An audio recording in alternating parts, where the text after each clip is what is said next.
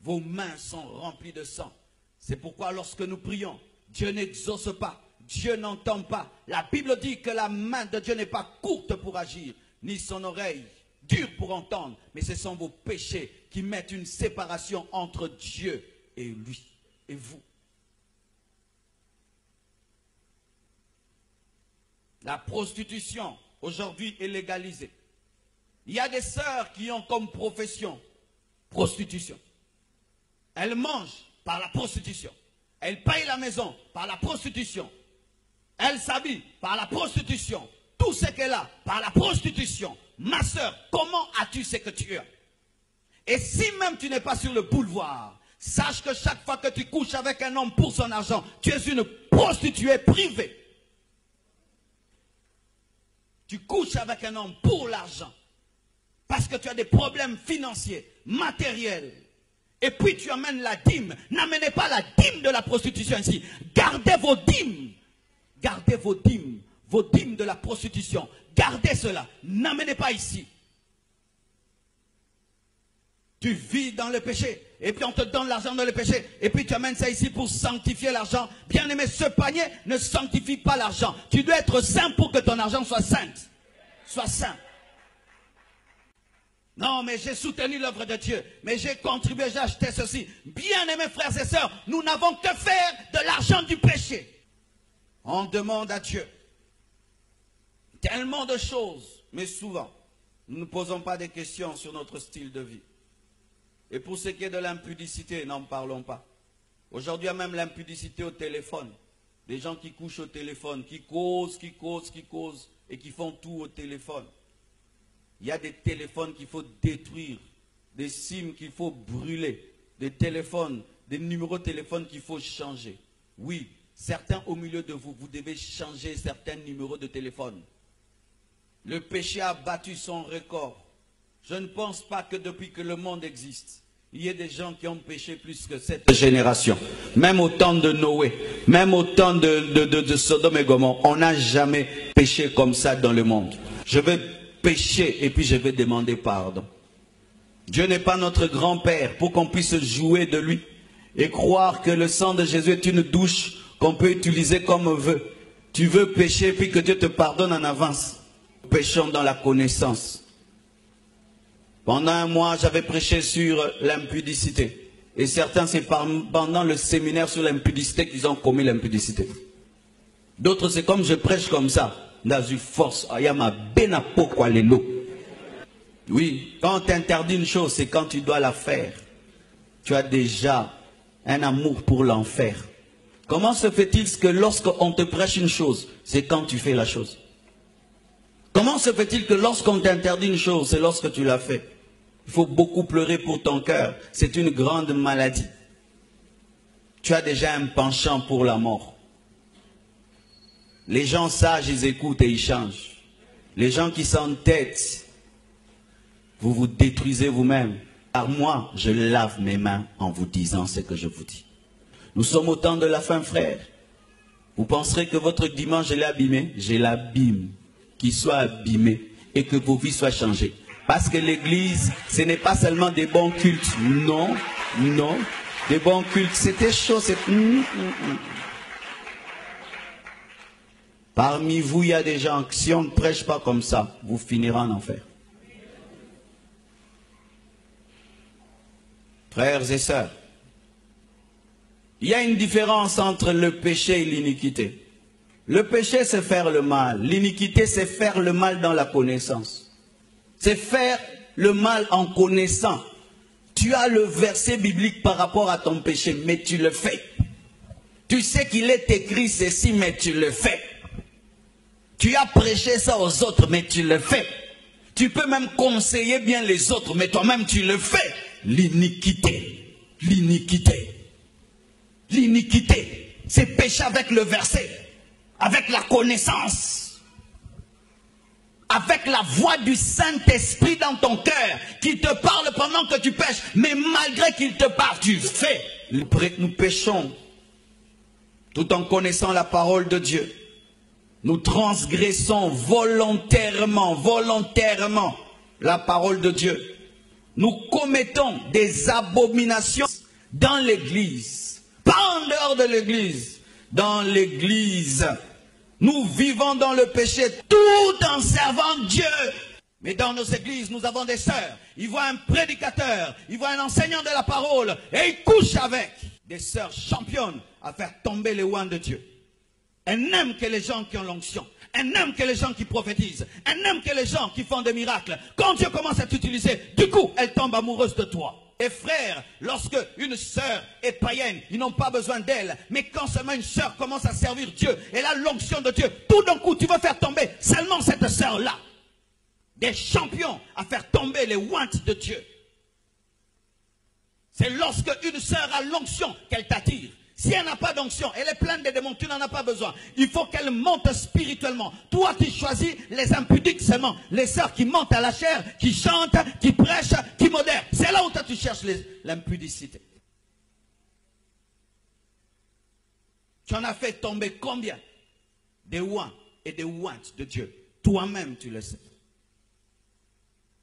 Sachez, frères, sœurs, que tomber avec un homme de Dieu, une femme de Dieu, est une malédiction. Est une malédiction. Une malédiction. Une malédiction. Il peut t'enseigner ce qu'il veut. Non, tu vois, moi j'ai l'onction. C'est une malédiction. Et tous les démons qu'il a chassés dans les corps des gens vont entrer en toi. Car sachez que toute personne qui chasse les démons est combattue par les démons qu'il a chassés. Et maintenant, si toi tu vas t'unir avec quelqu'un qui chasse les démons, qu'est-ce qui va t'arriver? Car lorsqu'on parle dans cette nation, que les hommes de Dieu tombent, ils tombent avec des arbres, ils tombent avec qui? Avec des sœurs qui savent que ce sont des hommes de Dieu. Même dans la musique chrétienne, quand quelqu'un n'a pas d'album, on n'a pas besoin de lui. Si de seulement tu fais un album et tu deviens une vedette, c'est là que les sœurs viennent te faire tomber. Ce qui leur attire n'est pas ton visage, c'est l'onction. Comment se fait-il, mes sœurs, que vous pouvez tomber amoureux des gens parce qu'ils ont l'onction? Notre génération perverse. Nous avons l'homosexualité des sodomites. Nous avons le lesbianisme des sodomites. Mais nous voulons aussi qu'à l'église, on puisse bénir l'homosexualité et les lesbiennes. Eux, ils n'ont jamais demandé à l'autre de bénir leur homosexualité, à Dieu de bénir leur homosexualité. Mais cette génération veut que les homosexuels entrent à l'église et que le pasteur les bénisse. Je préfère mourir que bénir des homosexuels. Je préfère qu'on me mette en prison. Et je dis à tous les hommes de Dieu qui sont aux États-Unis, comme ces images passent dans le monde entier, si vous êtes des vrais hommes de Dieu, faites-vous arrêter. Car des fois la liberté est une preuve que tu ne sers pas Dieu. C'est seulement quand tu seras en prison qu'on va dire que tu es un serviteur de Dieu. Je les bénis de peur qu'on ferme l'église. Qu'on la ferme, est-ce que c'est ton église? Les gens sont dans la pédophilie. Tu es là, papa. Tu sors avec des enfants de 16 ans, de 17 ans. Des enfants qui ont l'âge de tes enfants. Et quand même ils t'appellent papa, tu ne veux pas. Tu veux qu'on t'appelle Guélor.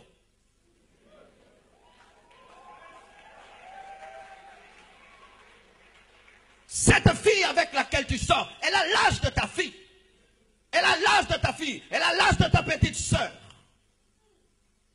Mais ce matin, tu es là en train de prier, en train d'adorer. Pire que Sodome et Gomorrhe. Des gens qui vivent dans la masturbation et la pornographie et ils prient. Il est devant son laptop, tu penses qu'il est en train de regarder des choses. Il est dans des films pornographiques. La nuit, au lieu de prier, dans des films pornographiques. Dans vos téléphones, des films pornographiques. Dans vos laptops, des films pornographiques.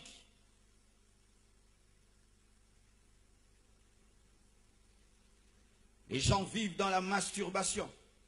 Ils disent, au lieu de pécher, je préfère le faire moi-même. Frères, sœurs, Dieu n'a pas fait la sexualité pour que tu puisses en jouir de manière égoïste. Dieu n'a pas fait ça pour l'autosatisfaction. C'est un échange dans le mariage seulement. Et quiconque vit dans la masturbation et vit dans le péché, et les masturbateurs ne seront pas enlevés. Les masturbateurs finiront en enfer. La Bible nous demande d'élever des mains pures. Et un masturbateur n'a pas des mains pures. Et arrête même de saluer les gens après le culte. Tu nous salis. tu nous salis, tu nous salis. Et si tu es un serviteur de Dieu, arrête d'imposer les mains aux gens. Tu communiques les péchés, des impuretés. Répands-toi d'abord de ta masturbation avant d'imposer les mains aux gens. Et les gens sont dans les avortements. Ma soeur, tu as avorté combien de fois? Combien de fois? Des jeunes filles qui ont déjà avorté 7 fois, 4 fois, 3 fois. Vous aimez la sexualité, mais vous n'aimez pas les bébés. Quelle contradiction! Combien de fois, ma soeur, tu as avorté? En Christ. En Christ. Combien de fois, ma soeur, tu as avorté? Combien de fois, mon frère, tu as fait avorter? Vous l'avez fait en secret, mais le sang de cet enfant est en train de crier devant Dieu. De la même manière que le sang d'Abel avait crié devant Dieu, parce que Caïn l'avait tué, le sang de tous les bébés que vous avez tués dans des hôpitaux, que vous avez jetés dans des toilettes, est en train de crier devant Dieu. Et au dernier jour, lorsqu'on te mettra ensemble avec ces militaires qui ont violé, tué, tu diras, Seigneur, je n'ai jamais tué. Tu as tué ton propre enfant et tu ne sais pas qui il allait devenir. Peut-être ce serait un prédicateur, un pasteur, un prophète. Tu l'as tué, un prophète. Tu as tué un pasteur. Et tu dis que tu as abandonné. Je l'ai fait une fois, je ne le ferai plus. Mais tu es toujours dans l'impudicité. Et encore quand une grossesse viendra, tu vas encore enlever. Les gens qui viennent escroquer les autres à l'église. Vous savez, à l'église, beaucoup de choses se passent. Quand nous prêchons, nous disons amen, nous entrons au bureau. Mais les escrocs, ils se lèvent à la fin du culte. C'est pourquoi les encadreurs, vous devez veiller sur ce qui se passe à la fin du culte. Parce que c'est quand les escrocs commencent à opérer. J'ai une affaire de comme ça, une affaire ceci. Si tu mets ton argent dans cette affaire, il y a des choses comme ça qui se passent à l'église. Le seul endroit que tu as trouvé pour escroquer, c'est à l'église. Pire que Sodome et Gomorrhe. D'autres me proposent même des affaires au téléphone. Pasteur, comme tu as autant d'argent dans le compte à chaque parcelle, donne, on va mettre ça dans l'or. Et puis, escroc, même moi tu veux m'escroquer ton pasteur. On va acheter les manganèses et puis on va acheter... Il y a des gens ici qui me proposent des choses. Et puis je dis, est-ce que c'est le mensonge? Non, ça va aider l'achat de la parcelle. Tu crois qu'on a besoin de faire de l'escroquerie ou des faux dollars pour acheter la parcelle de Dieu? Dieu est assez fort pour s'aider lui-même. On vient voler à l'église. On vient draguer à l'église des dragueurs chrétiens. Pendant le culte, ils ne se manifestent pas. Mais après bon, qu'est-ce que t'as, frère? Va au boulevard, pas ici. Ici, nous travaillons à changer les vies des gens, à mettre même la parole dans ses sœurs. Mais toi, 5 fiancés, 10 fiancés. Vous, les frères qui avez 10 fiancés, vous êtes des impudiques. 10 fiancés à la fois. Je les teste tous au même moment. Ah bon? Tu es devenu testeur. Frère testeur. Frère testeur. Des sœurs qui ne refusent pas, qui maîtrisent 4 frères au même moment, à droite, à gauche, ils maîtrisent. Nazo encadré bango. Celui-ci donne le lotion, l'autre l'amène au shawarma, l'autre lui achète ceci, l'autre paye le minerval. Des sœurs impudiques. Impudiques. Nous mentons à l'église. Ça même, il ne faut pas dire. Des menteurs, mais à l'église. Des menteurs. Vous mentez même dans les cures d'âme. Vous mentez dans les cures d'âme. Vous mentez au nom des visions. Vous mentez au nom des songes. Vous ne dites pas la vérité les uns aux autres. Est-ce que tu es véridique dans tes relations avec les frères et sœurs? Est-ce que tu dis la vérité? Est-ce que tu es celui qu'on voit là? Le véritable toi, est-ce que c'est toi? Ou tu nous présentes quelqu'un d'autre? Car le mensonge, c'est aussi l'hypocrisie. Tu es quelqu'un d'autre, mais à l'église, tu parais être quelqu'un d'autre. Tu es un menteur. Il est impossible d'être hypocrite sans être un menteur. Tous les hypocrites sont des menteurs parce qu'ils présentent ce qu'ils ne sont pas. Ils présentent une spiritualité qu'ils n'ont pas. Ils présentent une vie de prière qu'ils n'ont pas. Ils présentent une profondeur qu'ils n'ont pas. ils ont un masque tant qu'ils ne sont pas à l'église. Ce sont d'autres personnes. Mais si seulement il entre à l'église, il porte le masque. Le masque qui va faire que le pasteur dise qu'il est spirituel, que le frère dise qu'il est spirituel. Une fois qu'il quitte l'église, il enlève le masque. Il a une autre vie, un menteur. Les sodomites ne priaient pas. Eux ne priaient pas. C'était des païens. Et ils péchaient parce qu'ils étaient des païens. Mais nous péchons en priant.